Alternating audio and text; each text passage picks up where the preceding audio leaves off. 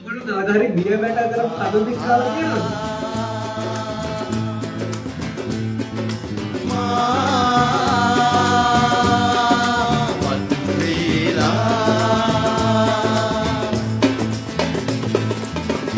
සිත පැතුමන් ඔබේ ලයේ සෙනෙහස මීවිත.